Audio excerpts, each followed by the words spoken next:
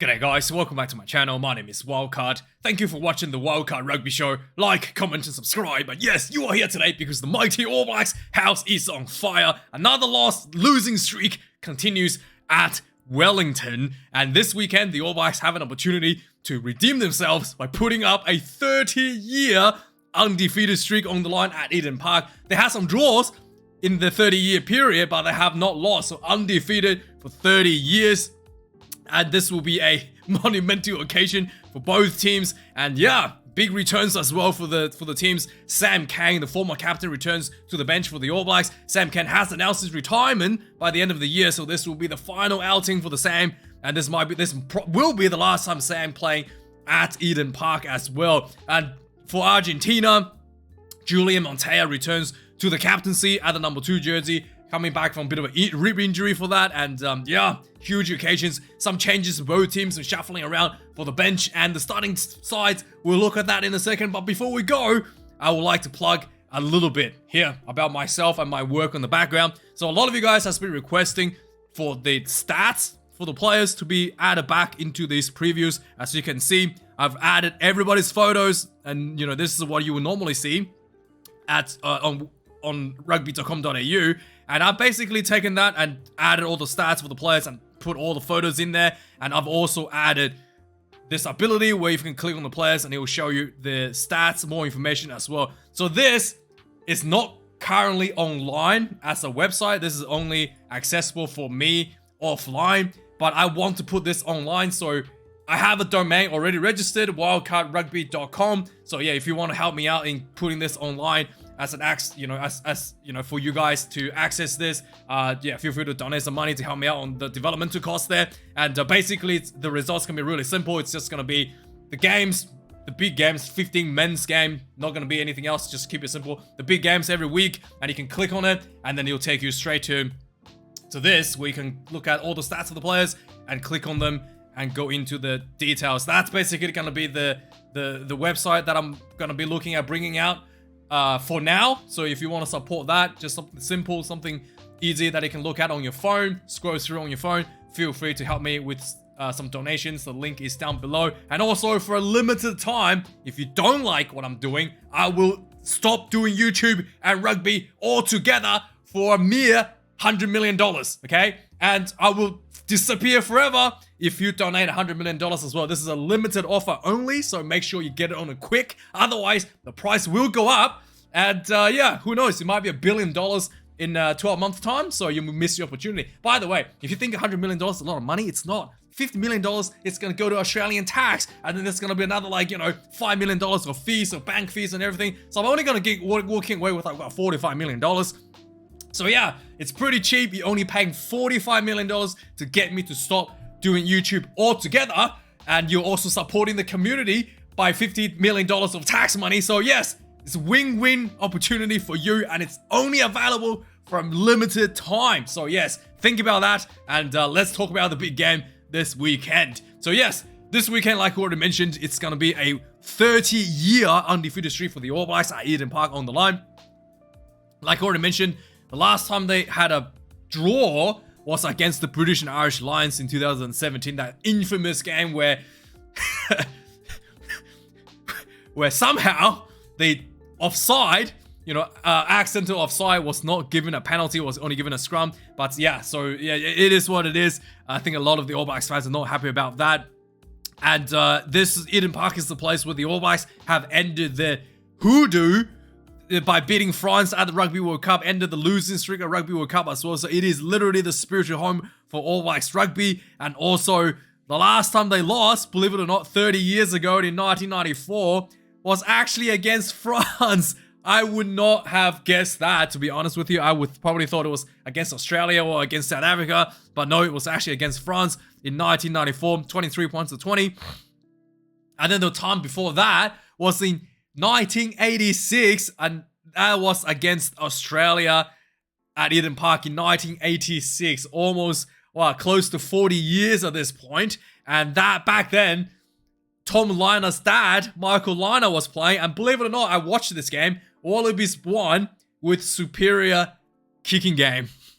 I know, hasn't changed much in 40 years in rugby. The kicking game is still one of the most important aspects in international test game to win these big matches. So yeah, we'll have to see if this is gonna continue this weekend for the All Blacks, but things are looking pretty tough. And also, things is gonna looking even tougher for the Argentinian is that the fact that it's going to be raining this weekend. So a couple years ago, Argentina did play All Blacks. They won the first game at Christchurch and they lost in the second game in the rain. And the All Blacks played pretty much perfect rugby in the rain. So Argentina was struggling a lot. So I'm pretty sure the rain, it's not gonna benefit. It's gonna greatly benefit the All Blacks, and it's gonna be a big disadvantage once again for the Argentinians. So yeah, even the gods wanted to help out the All Blacks a little bit this weekend. Speaking of helping out, this guy's not gonna help out anyone, and that is Andrea Piardi of Italy. He's actually a referee that does a lot of work in the URC. I've watched him referee a number of high-profile games, including Six Nations, and I think he did the URC final as well. Definitely did one of the semi-finals if he wasn't for one of the finals. So he's actually a really good referee, really concise, and yeah, I don't think there'll be any issues. There'll be a few new laws that's being changed, and I think that he will have no problem in adapting to those, and he's a pretty reasonable referee. He's not gonna just, you know, throw out red cards or yellow cards for absolute ridiculous reasons. So yeah, I think he will not be benefiting anyone in this particular occasion. Now, I had a bit of a look at last week's stats between the two sides, and yeah, you know, my main assessment as to why the All Blacks lost in my review is that I think that the All Blacks had an opportunity early in the second half where the iron was hot and Argentina was under a lot of pressure, and the All Blacks, after scoring that try with Mark Talea, just decided to take the foot off the gas and to go back to try to kick goals for the win. And I thought they really, you know, allow that pressure to disappear, and really should not have done that, and should have, you know, felt the momentum and kept on pressure for the win. And if you look at the stats, the All Blacks did have overall more line breaks and defenders beaten. And the one thing that the Argentina did really well is really high work rate and really good defense. So the All Blacks defense, especially in the back line, is looking a little bit shaky. So first off, the attack, Pablo Matera, 20 carries, was absolutely just incredible performance from him. RJ Savea as well, 19 carries. But I think the Argentinians just, yeah, really absorbed. If you look at the line break, a lot lower than the All Blacks, but really absorbed a lot of that pressure. And when it comes to defense, I think the All Blacks backline defense really fell behind a little bit. Anton Lennon-Brown, I thought, was really brilliant in attack, but his defensive stats, missing 4 tackles out of 6 for an outside center, it's just really not quite good enough. Even Jordie Barrett missing 2 tackles out of 6 as well, not quite good enough for a test match. Ethan Black had a really high work rate, really well done there. And if you look at the comparison, Argentina, Santiago Chocobaras inside center, 16 tackles, only 2 missed tackles. Yeah, just leaves ahead of Jordie Barrett there. Maroney as well, 10, only 2 missed tackles. And the work rate for the 4-pack is just outrageous as well for the Argentinians. And I thought that, that was probably one of the differences there. And also the big one, I think, for the two teams was the discipline in the second half. So Wallace Satiti, don't want to single him out too much. You know, he's still very new, just lack of experience. Only had about, you know, 30 minutes, maybe 25 minutes in the second half. 3 penalties at crunch time. This is something that really, you know, not something that's ideal to be coming off the bench. And yeah, that's pretty much what I thought was the issue for the All Blacks.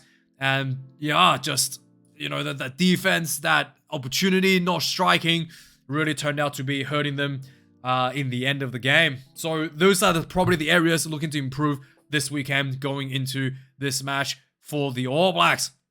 So with that being said, let's have a look at the lineup. Yes. So yeah, Tamati Williams coming into number 1 position, getting caught off on the bench due to an injury to Ethan de Groot. He has a bit of a rib injury, I think. Is it a rib injury? Oh, a little bit of neck injury. So Ethan de Groot is out due to a bit of a neck injury. Tamati Williams has been pretty decent for the Crusaders, a really good ball runner. Well, what was interesting is the fact that they did not call up, what's his name? Did not call up, Osava Tuanga Fasi. I thought Tuanga Fasi would be starting if Ethan de Groot was hurt, But yeah, I think they really like the combination here between Tuangafasi and Fletcher New, and Tuangafasi as well, just really, really good in scrummaging. I wanted him to be a stronger finisher, maybe the veteran coming off with more experience on the bench. Maybe that's the way they're thinking about it. But Tamani Williams, someone who's played in the Rugby World Cup final, will be getting that starting jersey at number 1. Cody Taylor, number 2. I thought he was overall quite good last week. The line out definitely better in the first half. And again, yeah, second half of the line out kind of fell apart a little bit. Tyrell Lomax coming in number 3 for the All Blacks as usual. Thomas Gaggio, number 1 for Argentina. Someone who has been pretty much the best ball runner for all the front rowers in the world. I think he might be. He's just incredibly good at carrying the ball for the Argentinians, and his biggest weakness is not able to scrum to the level of international standards. He's quite far behind. Even against the French B team, he was struggling quite a bit. So last week, the All Blacks did not have a single scrum with their starting props for the first almost 60 minutes. Was definitely strategically a win for Argentina. Really avoided that big question mark that's hovering over Gaggio's head for quite some time now. So hopefully the All Blacks will be a little bit smarter this week and try to put some pressure on him in that scrummaging. Julian Montoya coming in number 2, obviously talk about the captain, and Lucio Sordoni coming in number 3. Again, these two guys really need to be tested in the scrummaging for the All Blacks to really see how they're going to really start getting that advantage earlier in the game. Coming in lock positions now, Tupova coming in number 4, and Sam Darrell coming in at number 5. Two relatively newer guys, but I thought they did quite well in the first half of the All Blacks. Definitely better than the second half. And yeah, and I think in fact they've probably been doing better than Scotty Barrett and Patrick Tuipulotu as well so far. Marcos Creamer has moved to number 4 jersey from number 6. Pedro Rubiolo comes in at number 5 for Argentina. In the number 6 jersey now, the big battle in the loose forwards, Ethan Blackadder, really high work rate. I would like to, like I said, I would like to see his missed tackle count maybe a little bit lower, but overall I was okay with his performance. Coming number 6, Pablo Matera, number 6 jersey for Argentina. Coming number 7, Dalton Papali'i ahead of Sam Cane. Juan Martin Gonzalez is moved to number 7 jersey from number 8. Adi Savea retains number 8 jersey for the All Blacks, and Joaquin Avito gets, I think he was on the bench last week and he's been called up to the number 8 jersey this week. So big move up for him there. In the back line now, TJ Perenara coming in at number 9. Gonzalo Bertrano unchanged for number 9 for Argentina as well. Number 10, Demi McKenzie and Santiago Carreras. What really impressed me last week was Santiago Carreras' ability to goal kick. I thought he was okay at best when he was kicking against France. But yeah, he was really put that out of my mind. He was incredibly good last week against the All Blacks. D-Mac, again, when pressure came on, he was pretty much perfect the whole game. And then when pressure came on, he missed that final crucial kick. It wasn't like a game-winning kick, but it was that the last goal kick he attempted. Was pretty easy. Bit of distance, tiny bit of angle. Should have been 100% there had he missed that one. Again, when the pressure piles on, Damian McKenzie, yeah, still having a bit of an issue. I have a bit of this is just me. I have a bit of a and anyway, I don't want to talk to. Actually, I don't want to talk about that because yeah, I just don't know why Damian McKenzie is just consistently struggling. Not able to execute that final, those final kicks when pressures are on for the All Blacks, even for club rugby as well. Is something that I don't know. They might have to, because Richie McCaw once upon a time had a mental coach. Maybe he needs someone like that to help him out a little bit to really get himself over that barrier, because he has a world of talent and he really shouldn't be, missing those kicks in the crucial moments of the game. Anyway, moving on. Caleb Clark as finally getting an opportunity for the All Blacks. I thought he has been very physical for the Blues, especially in those tight areas. I thought he probably deserved a shot a little bit sooner than this. He's been called in at number 11 jersey. Mateo Carreras coming in number 11, who was brilliantly scored a try for the Argentinians last week. Jordy Power returns number 12 jersey, and number 13, Riku Ioane gets called up ahead of Anton Leonard Brown. And it was interesting. I thought Rico hasn't been performing, but Anton, okay, like what I showed you in the stats, defensively had a bit of an issue there. So maybe that's something that Razor wants to change up for both teams. Santiago Chocobares, another huge week ahead of him this week. Another, massive tackles coming up his way, and he did really well last week, and he's going to have to continue that. Lucio Cinti comes to number 13 for Argentina. Will Jordan gets his first start of the season. He hasn't really played much rugby this whole year due to injury. So yeah, I'm actually a little bit surprised to see him in the starting jersey because of the fact that he had been injured for so long. And yeah, he'll be getting that number 14 jersey. And I guess it's probably like Razor just really, yeah, and he has worked with Razor for a very long time. So I think Razor knows him a lot better than the other players to have the confidence to put him number 14 despite the lack of game time so far this year. Matias Moroni comes in number 14 for Argentina. And finally, Beauden Barrett will be coming number 15 for the All Blacks. Juan Cruz Malia, number 15 for Argentina. It was interesting that Beauden Barrett was not nearly as impactful as he was coming off the bench against England. Maybe there's something there because of, again, he's not like old, but he's towards the end of the career, and maybe that fitness, that impact that he's able to bring is not going to be sustained like he used to for the full 80 minutes. Maybe they have to consider putting him on the bench again to just have that short burst of energy, short burst of impact play that was so successful in terms of beating England. Maybe they have to reconsider that. But yeah, like I said, Damien McKenzie really not able to function without Beauden Barrett at the moment, at this stage. So yeah, it is a bit of a difficult situation for the All Blacks to juggle that conundrum. Coming in the bench now, Osafa Aomoa. Last week, Lionel's throw was not great coming off the bench.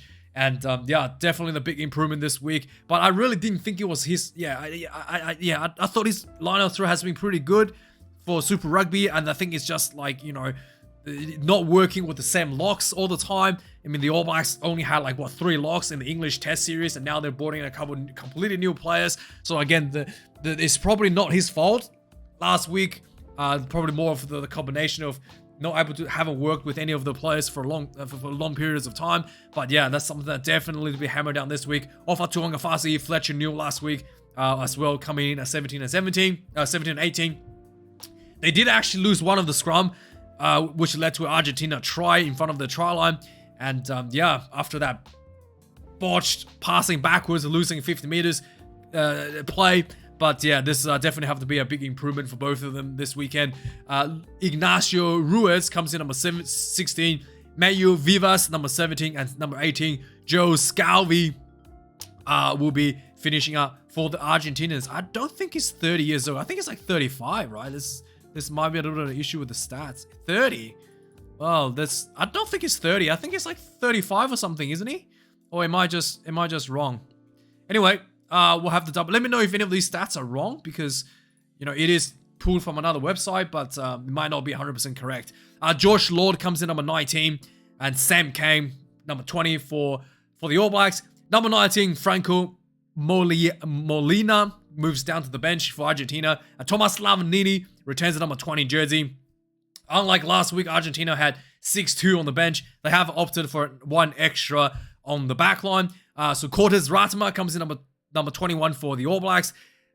Latrano Bazavelis, number 21 for Argentina. Number 22, Anton Lennon-Brown gets moved down to the bench. Thomas Albernos gets that number 22 jersey. He did look a little bit shell-shocked coming off the bench last week. And I think that, yeah, I think that maybe Contepomi saw that and decided that he needed an extra back off the bench just in case. But yeah, he was looking a little bit shaky and looking like he was under a tremendous amount of pressure. And finally, number 23, Mark Talea for the All Blacks.